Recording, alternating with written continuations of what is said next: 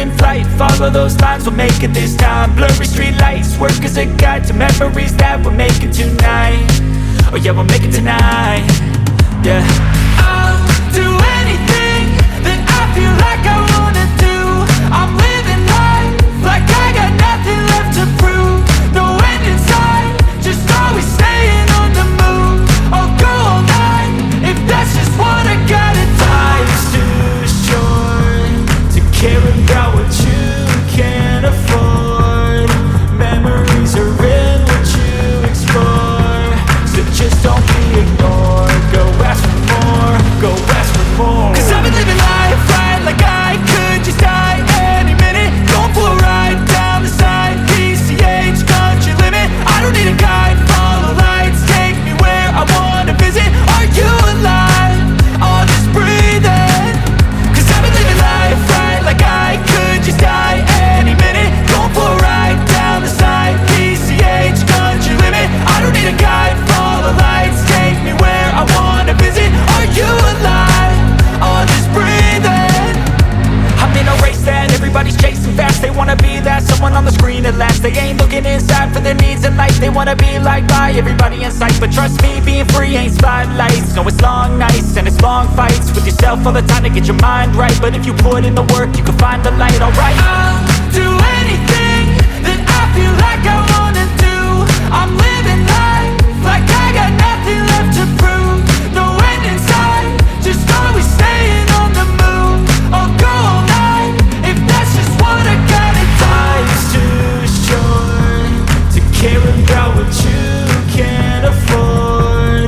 Memories are in what you explore, so just don't be ignored. Go ask for more,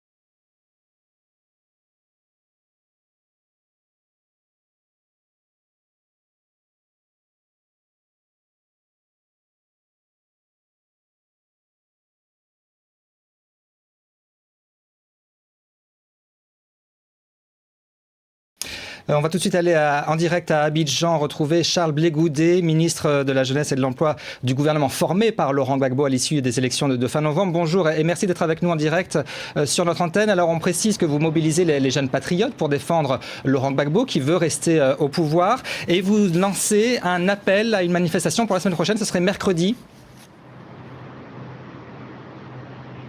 Oui, vous voyez, les résultats des élections de Côte d'Ivoire aujourd'hui posent problème. La communauté internationale s'acharne sur Laurent Gbagbo.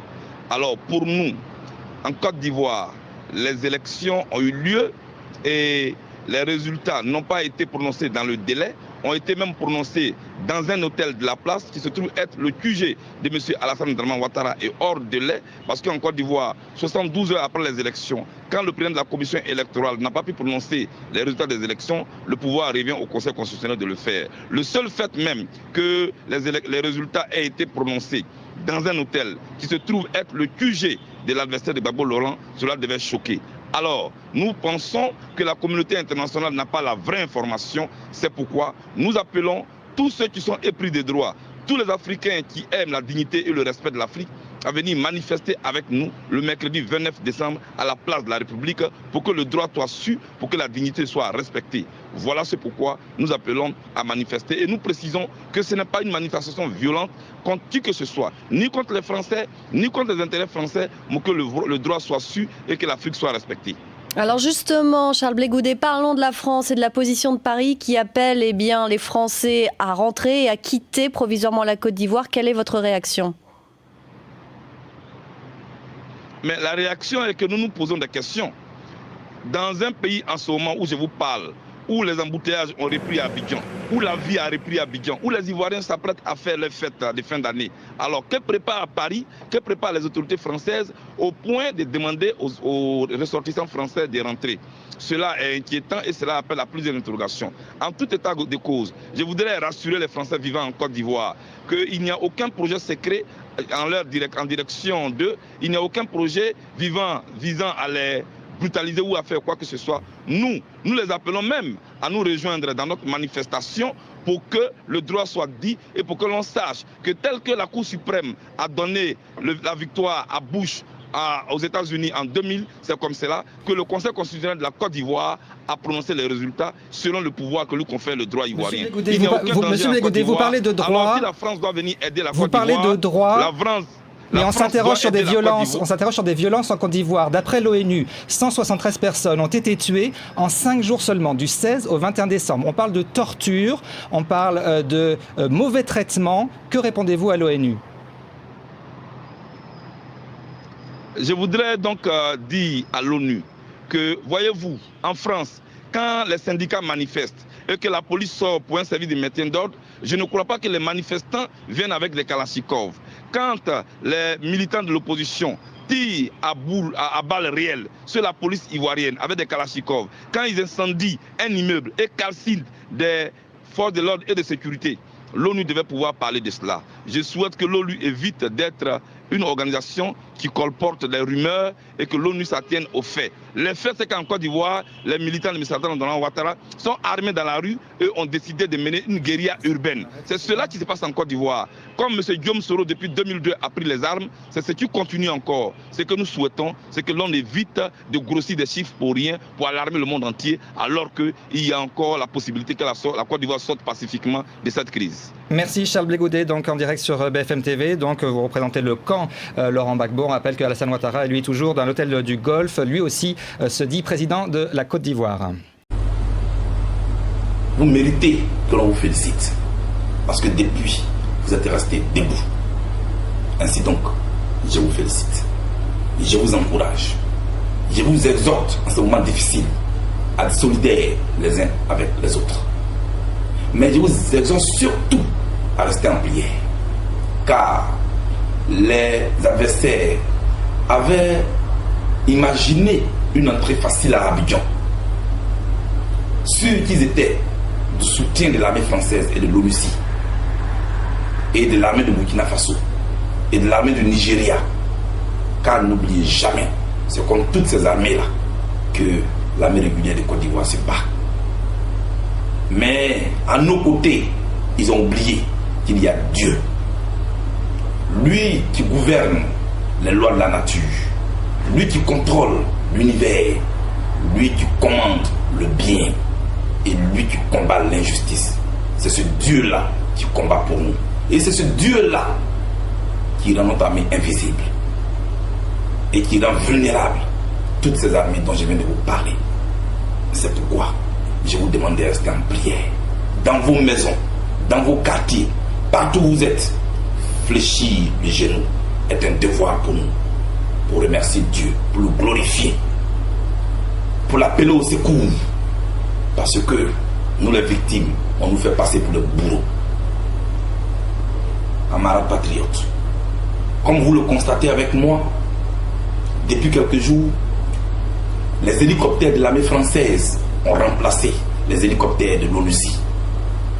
Sous prétexte d'évacuer les ressortissants français, le ciel ivoirien est encore occupé, une fois de plus, par l'armée française, qui déverse, ça et là, des rebelles. Et les zones survolées, les zones où parachutent ces armées, ces soldats français, sont malheureusement et curieusement les zones qui sont des théâtres de combat. À Anglais, à Gobelé, à Koumassi, à Makori. Mais pourquoi forcément ces quartiers? Mais parce que il faut toujours donner du tonus, il faut donner du soutien à ceux qui attaquent la Côte d'Ivoire. Mais ils vont échouer et ils échoueront toujours devant la puissance et le regard de Dieu. Quant à vous, dans vos quartiers, vous avez dressé des barrages, il faut les renforcer. Dans vos quartiers, si vous voyez un mouvement suspect, il faut le filmer et le faire parvenir à la télévision ivoirienne. Il faut signaler tous ces mouvements suspects. Certains de nos camarades, en tout cas, et ils sont nombreux, les leaders d'opinion, les leaders de mouvement, depuis quelques jours, vous ont lancé un appel à la mobilisation sur le chef de l'État. Je voudrais ici les féliciter. Tous les féliciter pour ce message prompt. Et féliciter et encourager ceux qui ont répondu à cet appel et qui sont devant la résidence du chef de l'État. Courage à vous, camarades. Félicitations à vous. Pendant combien de temps allons-nous regarder? Pendant combien de temps allons-nous assister à ce que des gens assoiffés de sang pillent, tuent, égorgent? Notre armée dit qu'elle ratisse. Notre armée dit qu'elle combat. Et elle combat très bien. Et elle est en train de ratisser. Nous encourageons cette armée. Nous félicitons cette armée qui est sur plusieurs fronts et qui fait honneur à la Côte d'Ivoire. Chers amis patriotes, continuons de résister. Pour ceux qui sont à Cocody et qui sont dans les zones sécurisées, il faut rejoindre ceux qui sont déjà amassés devant le chef de l'État. Quant à moi, je suis avec vous. Je suis là et je voudrais demander à Dieu de nous utiliser comme il peut, de nous donner les mots nécessaires, de nous donner la sagesse nécessaire pour que ce combat-là, on puisse le conclure. Car ce combat-là mérite d'être conclu. Les Ivoiriens ne méritent pas ce sort-là. Ils méritent mieux que ça. Ce peuple qui est resté debout pendant plus de 9 ans ne mérite pas du tout ce sort. C'est pourquoi nous demandons à la France d'avoir une position nette. La France est-elle en guerre contre la Côte d'Ivoire? La France est-elle en guerre contre le peuple de Côte d'Ivoire? Que cela soit clair. Sinon, l'armée de Côte d'Ivoire a les moyens pour venir à bout de ces rebelles qui depuis quelques jours sont à l'entrée d'Abidjan et n'arrivent même pas à avancer dans ce résultat. Camarades, haut le cœur, haut le cœur, haut le cœur, restez à l'écoute. Surtout, restez à l'écoute. Préparez-vous, préparez-vous, préparez-vous et préparez-vous. Que l'armée continue de ratisser d'un moment à l'autre. Je m'adresserai à vous. Félicitations à vous, camarades. Félicitations à tous les leaders. Le combat continue. Dieu bénisse la Côte d'Ivoire. Le général de la rue, c'était le surnom de Charles Blé Goudé, amateur de discours enflammés. Charles Blé Goudé, c'est le créateur du mouvement des jeunes patriotes en 2001. Un appui, un soutien pour son mentor Laurent Gbagbo et un parti farouchement opposé à la présence française. En 2010, il mobilise les jeunes contre Alassane Ouattara, le rival de Laurent Gbagbo, déclaré perdant à la présidentielle. Pour les deux hommes, c'est la chute. Tous deux sont jugés par la justice internationale. Acquittés début 2019 faute de preuves, ils sont placés en liberté conditionnelle dans l'attente d'un examen de l'appel. Mais le 7 novembre dernier, la justice ivoirienne décide de le juger pour des crimes dont il est accusé dans les années 2000. À cette époque, Charles Blé Goudé fustige Alassane Ouattara dans les médias. Ils violent, ils volent, ils pillent, ils égorgent. Plusieurs villages sont incendiés. Est-ce cela la Côte d'Ivoire que M. Ouattara veut nous offrir? Est-ce cela ce que M. Alassane Ouattara veut faire de la Côte d'Ivoire avec sa soi-disant communauté internationale? Pour la justice ivoirienne, Charles Blé Goudé serait l'un des principaux acteurs des violences post-électorales ayant fait plus de 3000 morts. Son parti actuel dénonce un harcèlement politique avant la présidentielle d'octobre 2020. Depuis juin dernier, Charles Blé Goudé affiche publiquement ses ambitions pour diriger un jour la Côte d'Ivoire, même s'il ne peut toujours pas y entrer.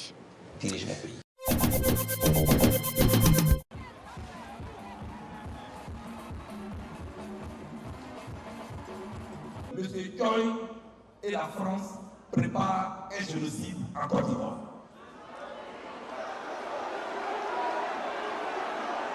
Je vous informe, M. Toy et l'ONU et la France préparent un génocide en Côte d'Ivoire. L'ONU qui prend ses habits de casse-bleu aux rebelles qui s'habillent en casse-bleu et qui transporte les armes des rebelles pour les déposer au Golfe Hotel.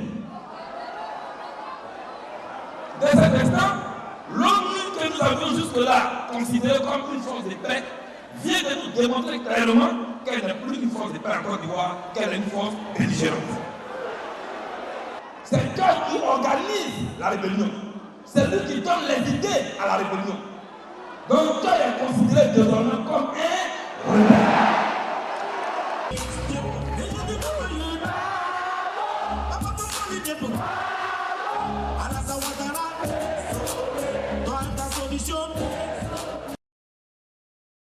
Je suis prêt à faire face à la justice de mon pays et je suis prêt à me rendre à la CPI parce que je ne suis pas un chef de guerre. Je ne suis pas un chef de milice. Je n'ai jamais acheté d'armes. J'ai une force que je revendique. La mobilisation des masses.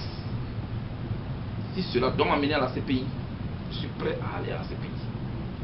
Pour la justice de mon pays, j'attends qu'elle prouve qu'elle est une justice pour tous. Quand la plupart des probables sont soit en prison, soit en exil, soit pourchassés, je ne crois pas que ce soit le bon choix. Pour moi, il faut annuler les mandats d'arrêt et les poursuites contre les cadres probables. Il faut libérer les prisonniers. Il faut dégeler les comptes.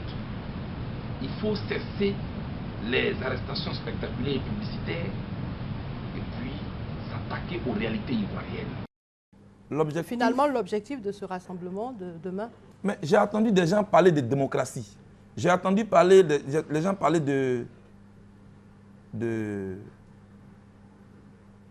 ils parlaient de révolution. Et ils disent qu'il faut que les Ivoiriens fassent comme les Égyptiens. Il faut que les Ivoiriens fassent comme les Tunisiens. Non, non, non, non, non, non, non, non, non. Il ne faut pas tordre le cou à l'histoire. Ce sont les Égyptiens qui sont en train de faire comme les Ivoiriens. Ce sont eux qui sont en train de faire comme les Tunisiens sont en train de faire comme les Ivoiriens. Donc comme c'est nous qui avons donné le temps, nous allons montrer au monde entier que le monde qu'ils ont vu en Égypte, le monde qu'ils ont vu en Tunisie, c'est un petit monde. Demain, ils verront que la vraie révolution a commencé en Côte d'Ivoire. Seulement, ils refusent de voir. C'est cela, eux qui appellent à la guerre civile en Côte d'Ivoire. Est-ce que malgré cette démonstration-là, ils voudront voir? En fait, ils ne voient que ce qu'ils veulent voir. Finalement. Mais ils ont fini par accepter qu'il fallait donner le pouvoir aux Noirs en Afrique du Sud. Et pourtant, ils n'ont pas accepté aussi facilement. Ils ont emprisonné Nelson Mandela. Ils ont fini par accepter de donner le pouvoir à un Noir aux États-Unis. Et pourtant, quand Martin Luther King commençait ce combat, on jetait des chiens sur lui pour le mordre. Mais lui-même, ils ont tiré sur lui. Martin Luther King est mort. C'est pourquoi aujourd'hui, un Nord-Américain est président. Quand il prononçait le discours I Have a Dream, Obama avait 2 ans. Je veux dire, quand vous voulez atteindre un objectif, l'adversaire ne vous donne pas des bouquets de fleurs. Il vous montre que vous n'êtes rien et qu'il peut vous écraser. Mais c'est votre détermination qui vous amène à avoir raison. Parce que vous inscrivez votre combat dans le temps. Pour nous, on veut nous montrer que nous ne sommes rien. On veut nous écraser, on nous diabolise. Ceux qui savent qui est fréquentable, qui n'est pas fréquentable. Ceux qui veulent déterminer comment on doit manger, comment on doit s'habiller. Demain, ils nous diront encore où on doit s'arrêter, où on ne doit pas s'arrêter. C'est eux qui gèrent notre eau, c'est eux qui gèrent notre courant. Regardez ce qu'ils font en Libye. C'est le pétrole libyen qui les intéresse. En Côte d'Ivoire, le cacao les intéresse. Et le pétrole dans le golfe de Guinée les intéresse. Et pour ça, ils vont louer des mercenaires pour nous égorger. Nous allons sortir massivement demain pour notre sécurité à nous-mêmes. Nous allons sortir massivement demain pour montrer que la Côte d'Ivoire n'est pas un quartier de Paris. Et que les dictées préparées depuis Paris, nous n'en voulons plus. L'enfant a tété hier, il a grandi et il veut marcher de lui-même. Il veut prendre en main sa destinée. Et les Ivoiriens vont sortir demain nombreux pour prendre en main leur destinée. Pour la sécurité, je voulais les rassurer. Tout le long du parcours, la sécurité sera assurée. Et demain, le plateau sera envahi. Je veux qu'ils viennent dans la discipline. Je veux qu'ils viennent dans l'ordre. Et nous allons prier Dieu. Nous allons parler. Et nous allons répartir dans la discipline. Et un mot pour ceux, par exemple, qui seraient gagnés par le manque de foi, hein, après l'échec du panel de l'Union africaine, qui pensent que bon, c'est ce qui a été décidé là-bas qui peut être appliqué. Est-ce que vous avez un mot pour eux?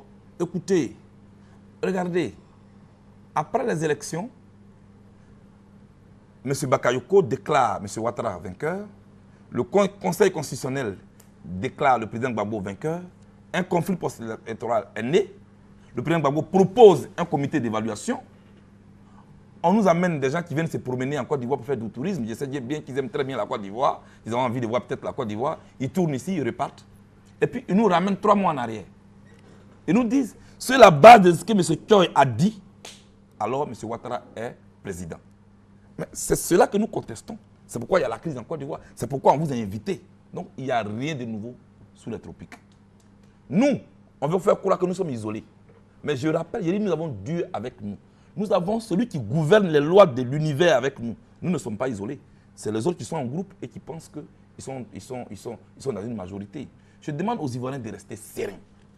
Madame, Nelson Mandela est parti en prison comme un terroriste. Vomi. Il est ressorti de cette prison comme un héros international.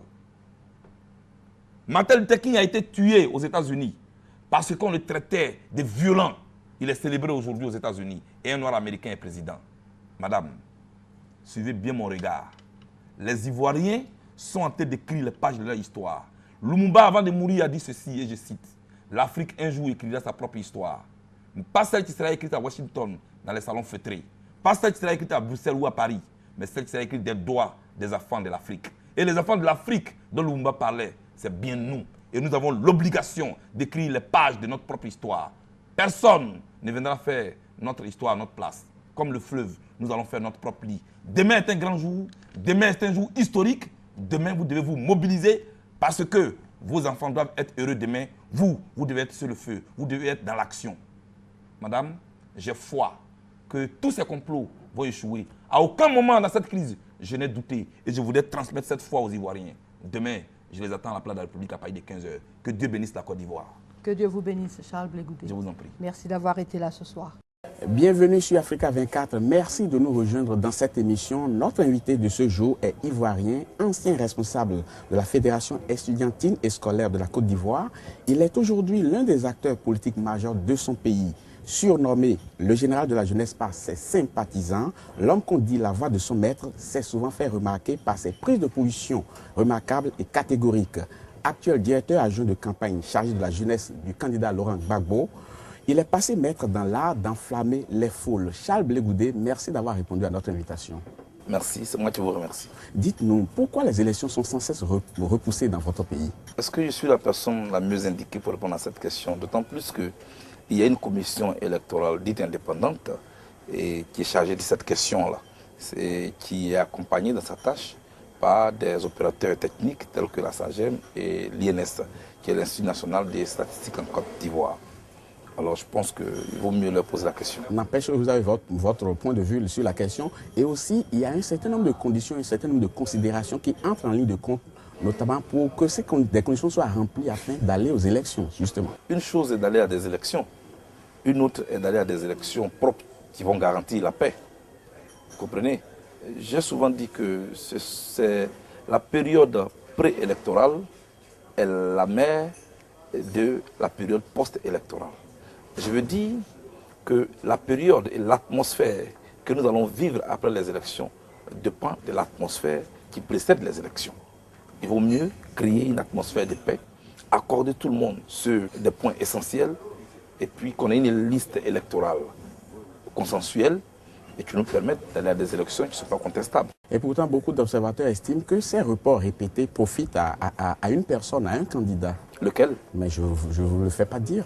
Mais ceux qui disent que le report des élections répétées en Côte d'Ivoire profite à un candidat, il faut qu'il y aille jusqu'au bout parce que nous voulons savoir à qui profite le report des élections en Côte d'Ivoire. Celui qui est déjà au pouvoir, certainement. Mais comment le report d'élections peut profiter à quelqu'un qui est au pouvoir? Je pense bien que si c'est de Laurent Gbagbo que vous voulez parler, puisque c'est celui qui est au pouvoir, non, il n'a pas peur du lendemain. Il n'a pas peur des élections parce qu'il est un fils des élections, il est un produit des élections. S'il n'y avait pas d'élections en Côte d'Ivoire, Laurent Gbagbo n'aurait jamais été président de la République de Côte d'Ivoire. Il n'était même pas prévu comme président par ses prédécesseurs, qui ne vendaient pas sa peau chère. Mais le peuple de Côte d'Ivoire a voulu qu'il soit là. Il est prêt pour se soumettre aux élections parce que le peuple de Côte d'Ivoire le connaît. Il connaît le peuple. Le peuple sait qui il est. Il a toujours été aux côtés du peuple. Et la manière dont il prend le peuple, cela est un atout pour lui. Et je pense que ceux qui ne veulent pas les élections ne sont pas là où les regards sont souvent. Et pourtant, certains estiment que cette élection sera tenue réellement le jour où il sera sûr de gagner ces élections. Ce n'est pas le président Gbagbo qui organise les élections. Il entérine la date que lui propose la commission électorale indépendante. Et je voudrais dire, pour l'audience de Africa 24, donc tous ceux qui nous écoutent et qui nous regardent, que la commission électorale en Côte d'Ivoire est dirigée par l'opposition, est dominée par l'opposition. On peut donc dire en clair qu'en Côte d'Ivoire, c'est l'opposition qui organise les élections. Alors, si les élections sont retardées, ce n'est pas bien Gbagbo qui retarde les élections. Voilà. On dit qu'après la crise du fichier électoral, votre nouvelle trouvaille serait le désarmement. Quand vous dites votre nouvelle trouvaille, vous parlez de qui? Je veux parler des termes que vous brandissez aujourd'hui. Par exemple, quand vous dites que si les forces nouvelles ne déposent pas les armes, ce sont les armes qui vont les déposer, par exemple. Je ne parle même pas seulement des forces nouvelles. C'est une donne qui est presque universelle. On ne peut pas aller à des élections pendant que des gens ont des fusils sur les tempes. C'est pas possible. Mais en le disant comme ça, est-ce que vous n'avez pas l'impression d'avoir un style un peu belliqueux? Ne considérez pas ce que je dis. Considérez le fait. Mais ce qui le fait est qu'une partie de la Côte d'Ivoire est occupée par des gens qui ont des armes et qui pourtant n'y ont pas droit. Comment pouvons-nous aller à des élections avec des gens en armes qui, à un moment donné, peuvent s'énerver et puis interrompre le processus? Regardez, on se trompe bien souvent parce qu'on n'aime pas ouvrir les yeux sur ce qui se passe autour de nous. En Angola, où la Coupe d'Afrique a été organisée tout récemment. Mais parce que le désarmement n'a pas été bien fait, cela a provoqué des morts. Des innocents sont décédés, ont été assassinés à Cabinda. Au moment où toute l'Afrique s'apprêtait à fêter le football africain. C'était la honte de l'Afrique, devant toutes les caméras du monde. Mais tout le monde s'accorde. Le Togo, s'il vous plaît. Oui. Vous me laissez finir. Je vous en prie. Le Togo était obligé de retourner, mais avec des morts dans l'avion. Pourquoi? Mais parce que dans la clame de Cabinda, les gens étaient encore en armes. Je ne veux pas et je ne souhaite pas que dans mon pays cela arrive. C'est pourquoi j'exige et j'insiste là-dessus que ceux qui ont les armes et qui n'y ont pas le droit les déposent. D'autant plus que leur premier responsable, qui est le secrétaire général des forces nouvelles, a été nommé Premier ministre. C'est pourquoi en retour, il dépose des armes. Sinon, il sait très bien que ce n'est pas son poste. Mais est-ce que vous vous êtes intéressé un peu aux raisons pour lesquelles ces gens-là ne déposent pas les armes? Parce que c'est là le nœud du problème. Vous en connaissez? Mais tout le monde s'accorde qu'il faut déposer des armes. Et vous avez dit, leur leader, il est Premier ministre, donc vous connaissez les autres. Alors, vous pensez bien, et vous êtes en train de me dire que quand on a des raisons, et quand on a des revendications, on doit prendre les armes. C'est ça qui est le monde moderne. Aux États-Unis, il y a des gens qui ne sont pas contents. En France, tout le monde n'est pas d'accord avec M. Sarkozy, sa politique. Mais les Français ne prennent pas les armes comme M. Sarkozy. Pourquoi voulez-vous qu'il y ait une démocratie pour l'Europe et une démocratie pour l'Afrique? Il faut qu'on en finisse avec ces pratiques. Vous êtes en train de justifier la prise des armes, mais c'est grave. Vous pensez que nous justifions Vous justifiez la prise des armes. Vous justifiez l'assassinat des gens. Vous pensez que c'est des moyens légaux? Je crois que non. Il y a d'autres moyens classiques. Martin Luther King n'a pas eu besoin de prendre des armes pour que Barack Obama soit aujourd'hui président des États-Unis. Nelson Mandela n'a pas eu besoin de prendre des armes pour qu'aujourd'hui il domine le monde. Au point qu'aujourd'hui on confie l'organisation de la Coupe du Monde à l'Afrique du Sud. Je pense que quand on a confiance en ses idées, quand on a foi en ses idées, on soumet ses idées au temps. On n'a pas besoin de prendre des armes. Laurent Gbagbo n'a pas eu besoin de prendre des armes pour que le PDCI quitte le pouvoir. Le contraire, c'est ceux qui n'ont pas foi en leurs idées qui prennent les raccourcis. Je suis désolé. Et je ne veux pas de cela dans mon pays. C'est pourquoi je répète encore, il faut que les gens déposent des armes. On n'arrivera pas à nous complexer en nous disant oui, et vous demandez que les gens déposent des armes parce que vous ne devez pas aller aux élections. Oui, nous ne voulons pas aller à des élections dans un pays divisé. C'est clair? Le processus électoral était vraiment sur les rails, comme le disent certaines personnes, mais on a été très étonnés la dernière fois de la dissolution de la commission électorale et du gouvernement. Quel a été votre regard sur cet acte? Mais je suis de ceux qui ont exigé la démission du président de la commission électorale indépendante. Mais pourquoi? J'ai pris une seule image. Je dis, monsieur, supposons que vous êtes un homme marié. Vous avez 2 enfants avec votre épouse et qui atteint un 3e enfant. Et on vous dit que la grossesse qu'elle porte n'est pas de vous et que cette grossesse est de votre voisin. Mais tellement que vous aimez votre femme, vous ne croyez même pas ce qu'on vous raconte. Mais elle finit par avouer que la grossesse qu'elle porte n'est pas de vous. L'aveu est venu. Mais vous avez des raisons de douter des 2 premiers enfants que vous avez avec elle. D'où vous allez donc demander un test d'ADN. C'est ce qui s'est passé exactement en Côte d'Ivoire. Tout le monde avait foi en M. Mambé. Jusqu'à ce qu'on découvre qu'il y a 429 000 électeurs frauduleux qu'il a tenté d'introduire sur la liste électorale. Vous dites qu'il a tenté d'introduire. C'est lui qui a tenté d'introduire. Oui, mais l'intention vaut l'acte, cher ami. Ça peut être une erreur technique. Mais l'intention vaut l'acte. Et quand M. Mambé vient s'excuser auprès des Ivoiriens, qui s'excuse, s'accuse. Il s'est Alors, excusé. à partir de là, il faut nuancer l'excuse. Nous avons des raisons d'exiger sa démission. Dans tous les cas, c'est un débat qui est derrière nous. Mais est-ce qu'il ne faut pas nuancer l'excuse? Parce qu'il n'a pas dit « je m'excuse parce que j'ai commis un acte », mais il s'est excusé, à mon entendement, il s'est excusé pour quelques erreurs qui sont apparues dans le processus. Il s'est excusé, je vais vous aider, pour un dysfonctionnement qui a eu lieu au sein de la commission électorale indépendante. Ce qui ne veut pas dire que c'est lui... Vous nous demandez, nous, dans cette crise-là, d'accepter d'aller à des élections avec un système au sein duquel il y a un dysfonctionnement. Je dis non. On peut corriger le système, mais ça ne veut pas dire qu'il faut dissoudre l'organe. Le système est composé d'individus. Les individus sont les maillons du système. C'est eux qui construisent la politique du système. C'est pourquoi nous avons écarté ceux qui avaient écarté. Il y a une commission électorale qui est en place. Et celui qui est à la tête n'est pas pour Gbagbo. Il est du PDCI-RDA, il est de l'opposition.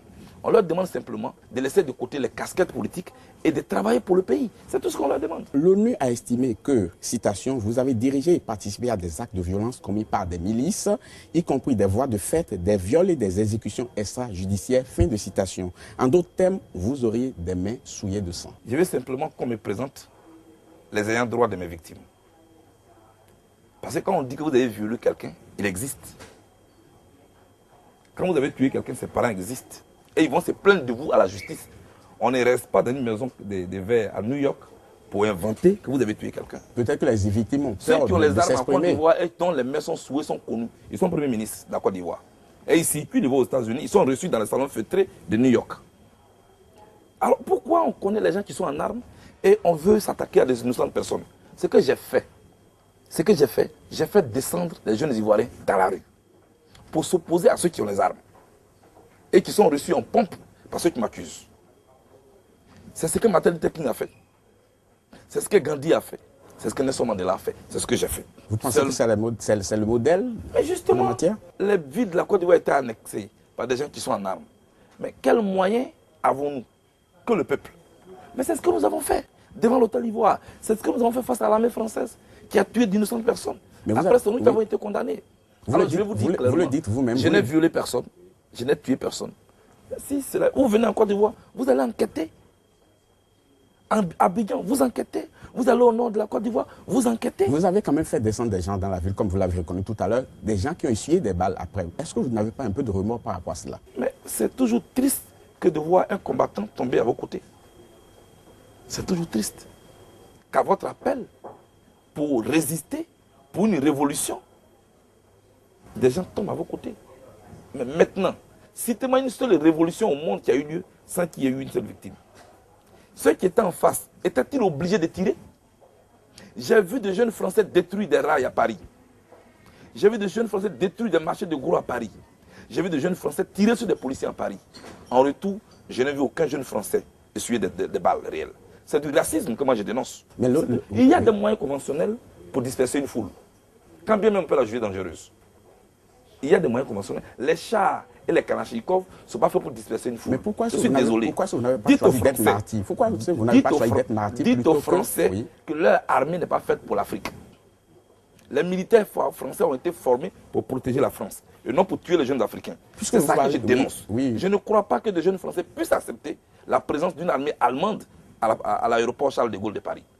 Alors pourquoi ceux qui n'acceptent pas de nous le faire accepter? Je l'ai fait hier. Si c'est à recommencer, je vais le recommencer avec la même hargne et avec la même détermination. Vous avez, je peux placer un mot, s'il vous plaît? Oui, je circule dans mon pays et la sanction onusienne ne me dit absolument rien. Je rappelle qu'Abidjan n'est pas un sous-quartier de Paris. C'est ce que j'ai dit hier, c'est ce que je répète aujourd'hui. Vous avez eu des dents très dures contre le président français d'alors, M. Jacques Chirac. Aujourd'hui, c'est le président Nicolas Sarkozy qui est au pouvoir. Est-ce que les rapports ont évolué un peu? Est-ce que les choses ont évolué? Moi, je ne juge pas les problèmes, les rapports nord-sud en termes d'individus. Et pourtant, votre leader l'a apprécié quand même en disant qu'il dort mieux depuis que... C'est moi que vous interrogez. Et c'est ce que j'ai dit qui m'engage. Le jour où vous allez interroger mon leader, vous lui demanderez son point de vue, il va s'exprimer. Oui, je suis un garçon libre. Je suis en train de vous dire que je ne juge pas les rapports nord-sud en termes d'individus. En termes de politique et de stratégie. C'est en termes de politique et en termes de système. Je vous fais remarquer que ce n'était pas M. Chirac qui était au pouvoir en 1994 quand le génocide du Rwanda a éclaté. C'était un socialiste qui était au pouvoir, M. Mitterrand. Alors? Ce n'est pas la droite qui était au pouvoir quand Lumumba a été tué dans les années 60. Ça a été même une erreur d'appréciation que j'ai pensé que parce que Kennedy a été élu, c'était un jeune homme qui a un esprit ouvert, ça a amené Lumumba à sortir de sa cachette et c'est ce qui lui arrive. Qu'est-ce que vous voulez dire? C'est les socialistes qui ne sont pas... Que pour moi, les individus sont des passages. Quel est le changement qui a eu lieu dans le système français en ce qui concerne les États africains? Est-ce que la France a cessé de regarder l'Afrique comme sa colonie? Est-ce que la France a accepté que les pays africains soient indépendants et qu'il faut leur laisser déterminer leur destinée? Ne pensez-vous quand même pas que ceux qui vous traitent de va-t-en-guerre ont quelque part raison avec... Est-ce que le fait que je demande qu'on donne à l'Afrique sa liberté est une histoire de va-t-en-guerre? Depuis que nous discutons, je vous ai parlé de va-t-en-guerre. J'ai parlé de quelle guerre? Je suis en train de vous demander qu'on laisse à l'Afrique sa liberté de choisir sa politique qu'elle veut faire. C'est tout ce que j'ai demandé. Monsieur Blegoudé, nous arrivons au thème de cette émission. Merci beaucoup d'avoir accepté notre invitation. C'est moi qui vous remercie. Sachez que je milite pour que l'Afrique soit ce qu'elle soit et qu'elle ne soit pas ce que les gens veulent qu'elle soit. C'est tout à votre honneur. Quant à vous, chers téléspectateurs, nous arrivons au thème de cette émission. Merci beaucoup de l'avoir suivi. Je vous donne rendez-vous très bientôt pour un autre numéro. À bientôt.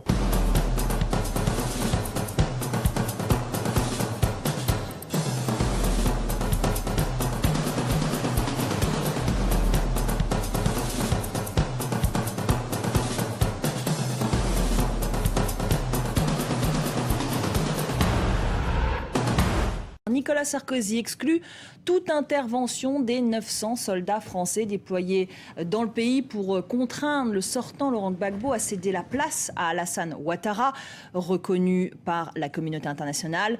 Laurent Gbagbo qui décidément s'accroche à son fauteuil. Nous avons interviewé son ministre de la Jeunesse, Charles Blé-Goudet, le chef des jeunes patriotes, les plus fervents partisans de Gbagbo. Écoutez cet entretien exclusif dans son intégralité. Alors avec moi sur l'antenne de France 24, Charles Blé-Goudet. Bonjour, merci d'avoir accepté notre invitation. La crise ivoirienne est toujours dans l'impasse, c'est ce qu'affirme aujourd'hui Goodluck Jonathan, le président de la CEDEAO, qui s'est donc entretenu avec les médiateurs présents à Abidjan hier. Cette deuxième médiation n'a donc rien donné, vous pouvez me le confirmer ? Écoutez, madame, monsieur Goodluck Jonathan l'a dit avec le Premier ministre kenyan et il continue les négociations.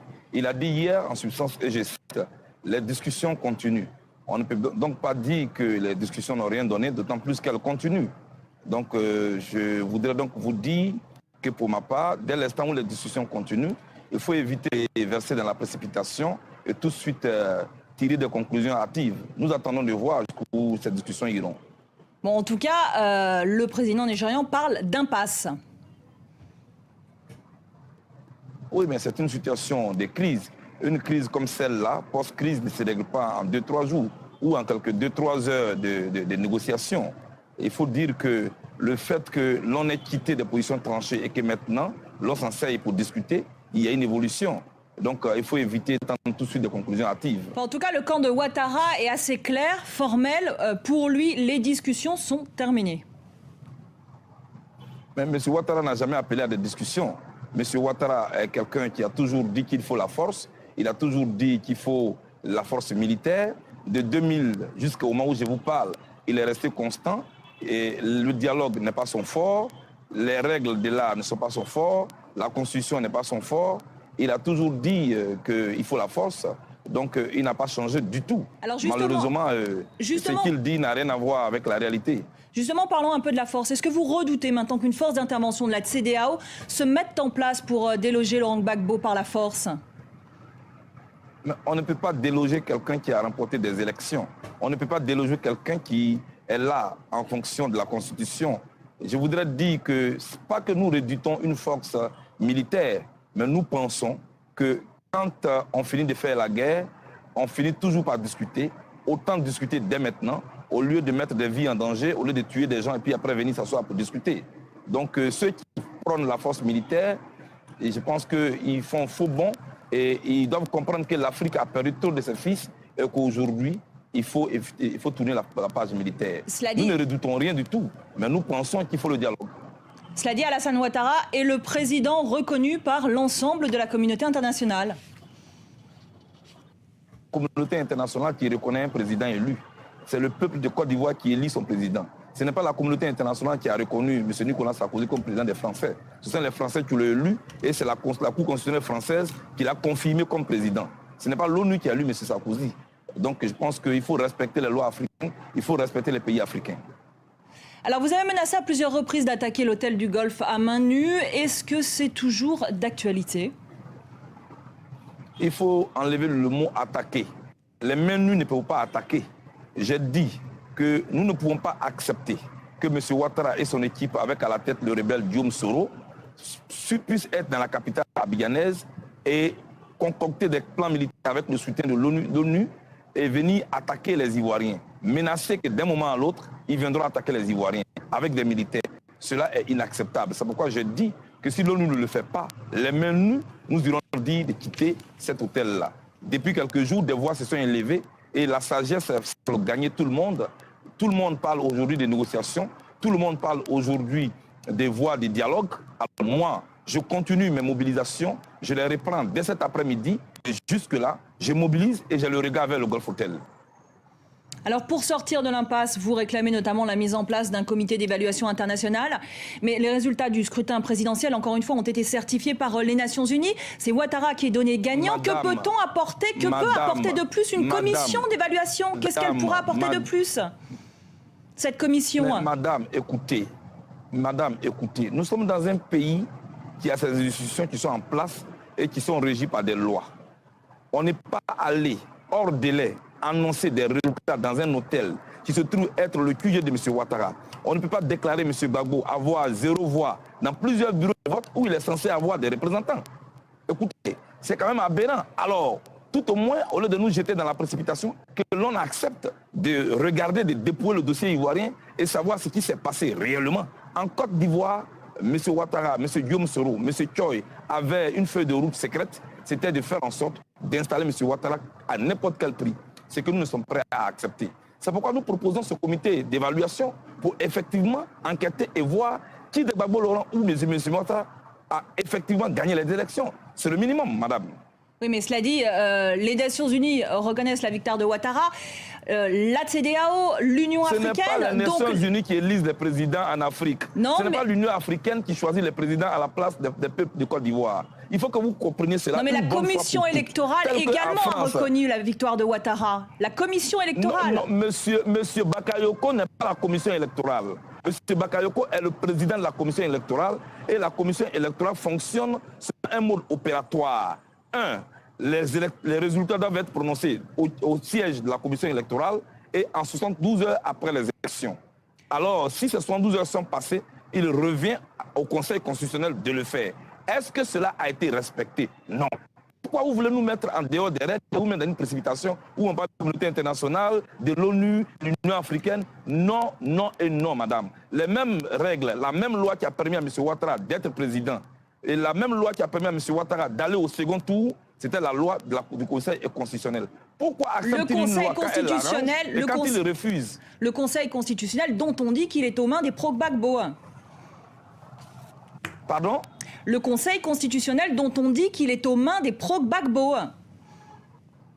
Et le Conseil constitutionnel en France, la Cour constitutionnelle est aux mains de qui? Et la Cour suprême aux États-Unis est aux mains de qui? Madame, je voudrais donc que l'on nous respecte. Ici en Côte d'Ivoire, ce même Conseil constitutionnel, c'est ce même Conseil constitutionnel qui a permis à M. Ouattara d'aller au second tour. Pourquoi n'a-t-il pas refusé d'aller au second tour? Parce que ce Conseil constitutionnel-là est proche de Gbagbo. Alors, M. Youssou Bakayoko, est-il proche de qui, lui? En Côte d'Ivoire, la commission électorale à 90%, excusez-moi madame, la commission électorale à 90% est aux mains de l'opposition. Malgré cela, nous avons accepté d'aller aux élections avec eux. Alors chaque militant, chaque responsable en Côte d'Ivoire est au moins proche d'un leader politique. Mais cela dit, quand nous parlons de la République, on ne parle plus de proche de qui que ce soit.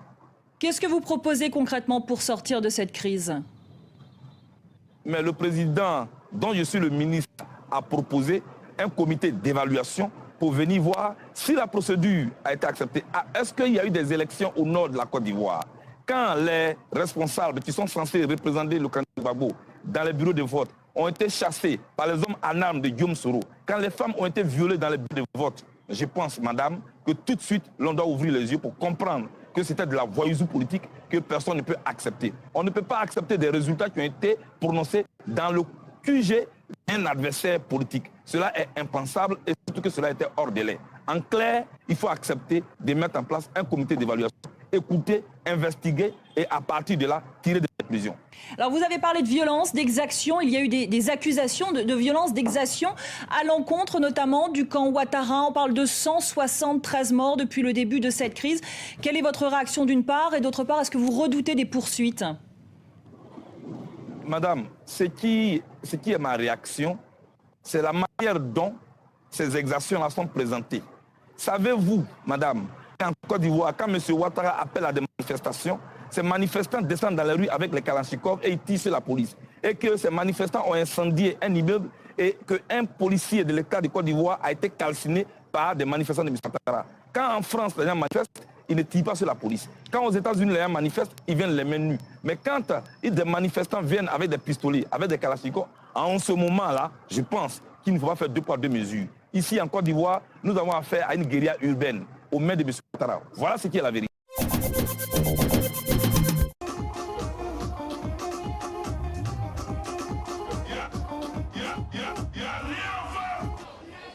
Il a jusqu'au 1er janvier pour prendre ses bagages et puis aller à Bouaké. Pourquoi chaque fois qu'il y a une élection ou un problème dans un pays africain, le président français se croit obligé de jouer des donneurs de leçons? Dites-lui que nos grands-parents ont été ses enfants, mais nous là, nous ne sommes pas ses enfants. Chers amis de la communauté internationale, je vous l'ai dit et je vous le répète ici. Pour vous, Alassane est quelqu'un, mais en Côte d'Ivoire ici, il n'est. En Côte d'Ivoire ici, il n'est. Ici, là, il n'est rien. Après le 1er janvier, je vais demander à tous les jeunes de Côte d'Ivoire, les mains nues, d'envahir le Golf Hotel et de faire en sorte que ceux qui y sont et qui ont les fusils puissent quitter cet hôtel-là, parce que nous voulons la paix en Côte d'Ivoire.